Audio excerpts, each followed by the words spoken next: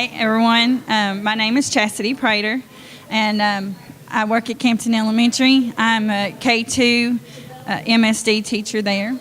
What I did was community-based instruction, and I wanted to first kind of define what community-based instruction is, and that it's instruction for skills that are needed in the community, and it's taught in the community. And some things that I really wanted to point out with community-based instruction is that it is hands-on learning opportunities.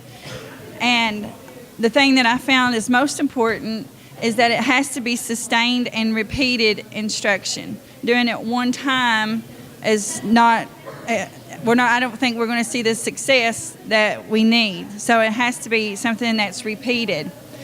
And another thing that I always told my students when we went out on CBI is that we're not doing a field trip, that we're going out into the community to do instruction. And so we discussed the rules, and the same rules follow out in the community as we have in the school, in the classroom, and things like that. This is just some pictures where we visited a local grocery store to buy items needed for a favorite snack.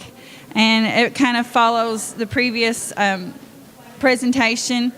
They loved that. They absolutely loved being able to go to the grocery store. We made lists. We made a grocery list, and they had, beforehand, we made this grocery list, and they had to stick, when we went to the grocery store, they had to stick to buying only those items. So for my nonverbal students, I put pictures on the grocery list. And then this right here is where we came back to school, and we made it was milkshakes. So they really enjoyed that. And with the older students, you can see that we have a range of from kindergarten all the way up to 6th grade, because we have 2 MSD classes, and Miss Kincaid, she's partnered with me.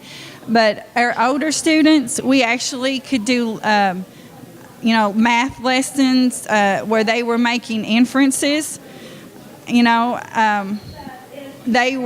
amazed us at some of the things that they come up with. They could tell us and get pretty accurate at how much milk are we going to need to use. Do we need to use a whole gallon? Do we need to use 2 cups? So we did things like that with them. Our problem of practice was to increase student knowledge for community-based services. In addition, we also wanted to increase their authentic experiences in math and reading. We know that this is a problem because just in discussion with our students, we know that they very seldom frequent the services in our community, like going to the local library, to the grocery store, to the post office. And we know this because, we talked to them, we did surveys, and when we did, we asked them, how many of you go to the library? And three students say that they regularly visit the library. 3 out of 16 students. And to go to the grocery store, it was the same. 3 out of 16 students went, at least once a week. And then to go to the post office or the Dollar General store, it was even less. And we asked them, in talking to them, we asked them why was this, and they said that, they got to go with mom and dad, but they had to sit in the car. And that's not what we want for our students. We want to see success in the community. And to do that, the only way we're going to do that is not by leaving them in the car, but taking them in and showing them, giving them instruction. This one was a real fun day for me and for the kids, because we got to go to a restaurant, and they were learning to read from a menu and ordering from a menu. Not many of them, especially our younger ones, but even the older ones too, that was just eye-opening for them to get, and they were real proud of themselves that they got to go up there and they could order their own food.